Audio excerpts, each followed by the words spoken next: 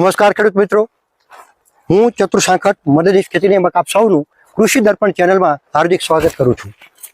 ખેડૂત મિત્રો, આજે આપણે ફળનો રાજા જેને આપણે કેરી તરીકે ઓળખીએ છીએ, અને કેરી છે એ દરેકને ટૂંકમાં જીભે એનો સ્વાદ ટૂંકમાં ચડી ગયેલો હોય છે. લોકો કેરીની સિઝનની રાહ જોતા હોય છે. ખૂબ પ્રિય ફળની અંદર કેરી ખૂબ અગત્યનો ફળ પાક છે. આ ટૂંકમાં ફળ પાક છે આંબા, એની અંદર અલગ અલગ પ્રકારના ઘણા બધા રોગો જોવા મળે છે. જેમાં મુખ્ય રોગ ભૂકી છારો, પાવડરી મિલ્ડ્યુ, જેને રાખોડી તરીકે પણ ઘણા ખેડૂતો ઓળખતા હોય છે. તો આ ભૂકી છારાનો રોગ છે. એ ભૂકી છારાનો રોગ છે શું, એનું ઓળખવો કઈ રીતે, એ નુકસાન કઈ રીતે કરે અને એનું નિયંત્રણ કઈ રીતે કરે, એ બાબતે માહિતી આપવા માટે આપણી ચેનલમાં જગદીશભાઈ કંટારિયા, કૃષિ વિજ્ઞાન કેન્દ્ર લોકભારતી સણોસરાના કૃષિ વૈજ્ઞાનિક શ્રી છે, એ ઉપસ્થિત થયા છે. તો આપણે એમનું સ્વાગત કરીએ છીએ. સ્વાગત છે કંટારિયા સાહેબ. કંટારિયા સાહેબ, આજે આંબાનો પાક છે એ ગુજરાત રાજ્ય અને ભારત દેશ માટે ખૂબ જ અગત્યનો છે, અને વિદેશી ઊંડિયામણ રળી આપતો ખૂબ અગત્યનો આ ફળ પાક છે. અને મોટાભાગના જે કેરી પકવતા ખેડૂતો છે એ જો ટૂંકમાં હેરાન થતા હોય તો એના ભૂકી છારાના રોગથી ખૂબ જ પરેશાન થાય છે, અને ભૂકી છારાનો રોગ છે ખૂબ નુકસાન કરે છે. તો તમે અમારા ખેડૂત મિત્રોને, જે આંબાની ખેતી કરે છે એ ખેડૂત મિત્રોને એ માહિતી, આ ભૂકી છારાનો રોગ છે શું, કઈ રીતે ટૂંકમાં એને ઓળખવો અને એનું નુકસાન કઈ રીતે ટૂંકમાં થાય છે, એ વિશે માહિતી આપવા માટે આપ સાહેબને વિનંતી છે. નમસ્તે ખેડૂત મિત્રો. સાહેબે જેમ વાત કરી એમ ખાસ કરીને જે મતલબ જે કેરીના પાકની અંદર સૌથી મોટું નુકસાન કરતો કોઈ રોગ હોય તો એ ભૂકી છારો, પાવડરી મિલ્ડ્યુ છે. સામાન્ય રીતે આ રોગ છે એ ડિસેમ્બર મહિનાથી લઈને જાન્યુઆરીની અંદર, કે જ્યારે ખાસ કરીને આંબો ફૂટવાની અવસ્થાએ હોય, મોર આવવાની અવસ્થા હોય, ત્યારે આ રોગ છે એનું પ્રમાણ છે એ ખૂબ વધારે જોવા મળતું હોય છે. આ રોગ છે એ જનરલી જેમ કે આ રોગને સૂકું અને ઠંડુ વાતાવરણ છે એ ખૂબ અનુકૂળ આવતું હોય છે. અને ખાસ કરીને જે વાદળછાયું વાતાવરણ છે, ભેજયુક્ત વાતાવરણ છે, ઝાકળનો વધારે પ્રશ્ન આવતો હોય ત્યારે આ રોગનું પ્રમાણ છે એ ખાસ વધારે જોવા મળતું હોય છે.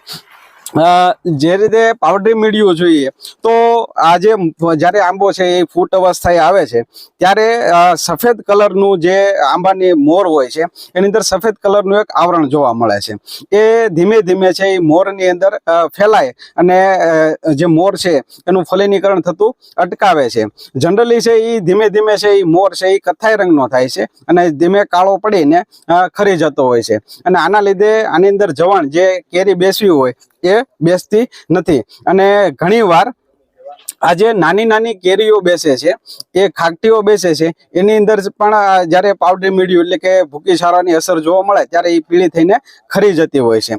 આના કારણે છે એ કેરીના પાકની અંદર ખૂબ મોટું નુકસાન થતું હોય છે. તો આ રોગનું નિયંત્રણ કરવું યોગ્ય સમયે ખાસ જરૂરી છે. તો એટલા માટે જનરલી છે એ આપણે આંબાની અંદર ડિસેમ્બર મહિનાની અંદર જૈવિક નિયંત્રણની અંદર વાત કરીએ તો જે પાણીમાં દ્રાવ્ય ટ્રાઇકોડર્મા આવે છે, ટ્રાઇકોડર્મા વિરિડી અથવા ટ્રાઇકોડર્મા આર્જેનિયમ, અને પાણીની અંદર ઓગાળીને પંપ દ્વારા આંબાના મોર ઉપર એટલે કે આંબાની ઉપર છંટકાવ કરવામાં આવે તો આનું જૈવિક પદ્ધતિથી આપણે નિયંત્રણ કરી શકીએ છીએ. એ બીજા જૈવિક પદ્ધતિઓની અંદર તામ્ર છાશ, આનો પણ છંટકાવ કરવામાં આવે તો પણ આ રોગ છે એને આપણે આવતો અટકાવી શકીએ છીએ.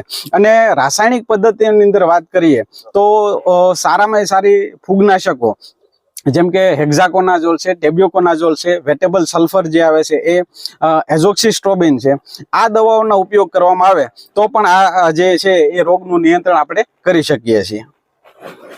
આભાર કંટારિયા સાહેબ. ખેડૂત મિત્રો, જો તમે આંબાની ખેતી કરતા હોય તો તમે આ ભૂકી છારાના રોગથી બચજો, કારણ કે આ ભૂકી છારાનો રોગ છે એ ઉત્પાદનની અંદર ખૂબ માઠા પરિણામ આપે છે. અને તમે જોઈ શકો છો કે આની અંદર ભૂકી છારો આવી ગયો છે અને છૂટી છવાય ટૂંકમાં કેરી જોવા મળે છે, એટલે ઉત્પાદન ઓટોમેટિક ઘટે છે. તો ઉત્પાદન સારું મેળવવા માટે આ ભૂકી છારાના રોગનું નિયંત્રણ કરવું સમયસર એ ખૂબ જરૂરી છે. તો આ માહિતીનો તમે સારામાં ઉપયોગ કરજો. જો તમને ક્યાંય પણ ભૂકી છારાનો રોગ જોવા મળે તો તમે જોઈ શકો છો કે આની અંદર ભૂકી છારો આવી ગયો છે. આ ભૂકી છારાનો રોગ છે એ અત્યારે ટૂંકમાં લાગી ગયો છે. આ ભૂકી છારો છે.